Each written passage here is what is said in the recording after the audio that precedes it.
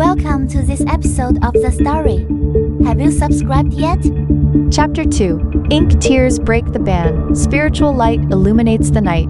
Shen Yan felt his spirit lift, and the strength he had lost earlier seemed to be slowly recovering. Is this the sign of awakening to spirit? Shen Yan widened his eyes, staring intently at the ink stick. The crack grew wider and wider, and the golden spiritual light became more intense. Vaguely, he seemed to hear a faint moan, as if a millennium-old life had finally broken free from its bonds and was slowly awakening. At that moment, the door to the archive room was suddenly thrown open. A series of hurried footsteps approached, accompanied by the clinking of metal. Shen Yan's heart skipped a beat. He instinctively tucked the bone brush into his bosom and blocked the ink stick on the desk with his body. Looking up, he saw Zhao Yan standing at the door with two law enforcement guards, his face as dark as thunder. The gilded metal at his waist glowed with a harsh red light, clearly detecting a strong disturbance in the laws. "Shen Yan, what were you doing just now?" Zhao Yan's voice was cold and piercing, full of unquestionable authority. His gaze, as sharp as an eagle's, swept over the scattered scrolls on the ground, finally resting on the desk behind Shen Yan. Why is the law disturbance so intense here? Cold sweat instantly soaked Shen Yan's palms. He forced himself to stay calm, bowed, and said, "Reporting to Flag Lord Xiao, this subordinate was sorting out the scattered scrolls just now. For some reason, an earthquake suddenly occurred, causing the scrolls to fall. Perhaps the earthquake triggered the law disturbance." As he spoke, he quietly kicked the rice paper with the new rule under the desk.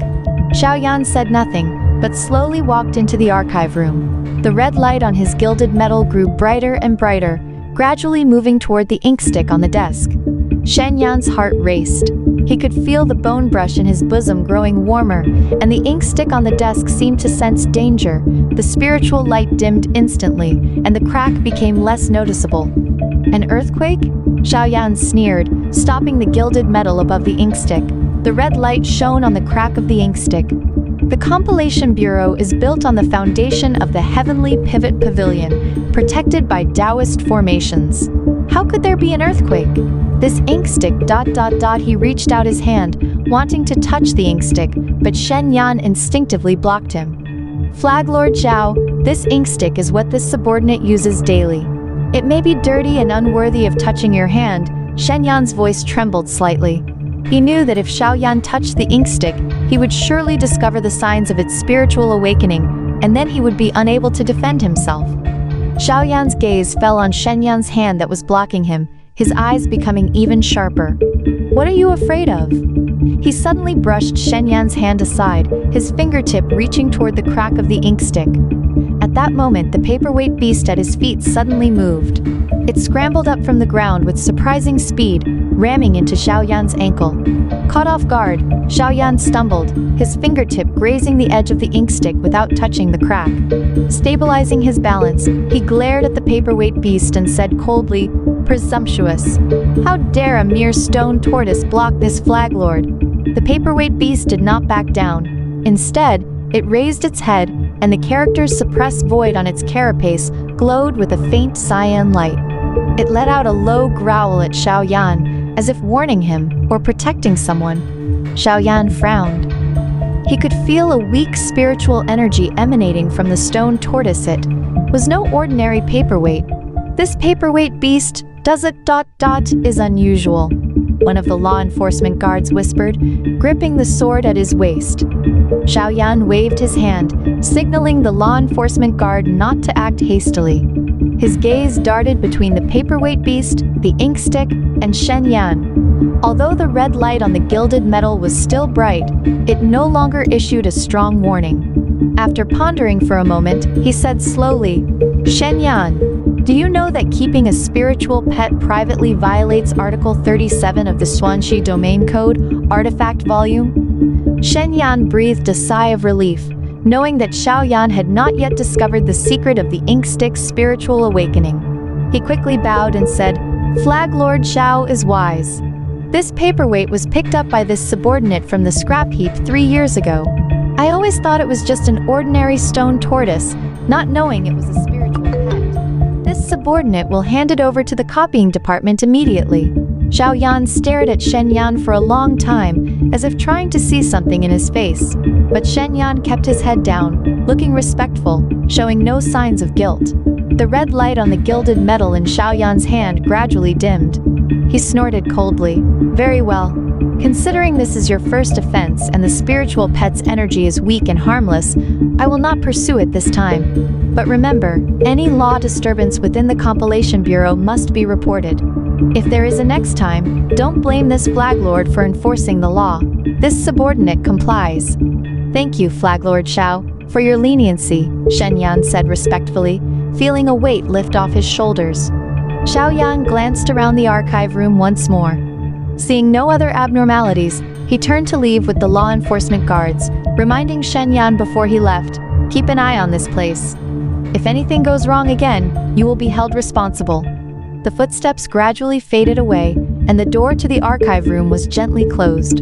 Shen Yan collapsed onto the chair again, his back soaked with cold sweat.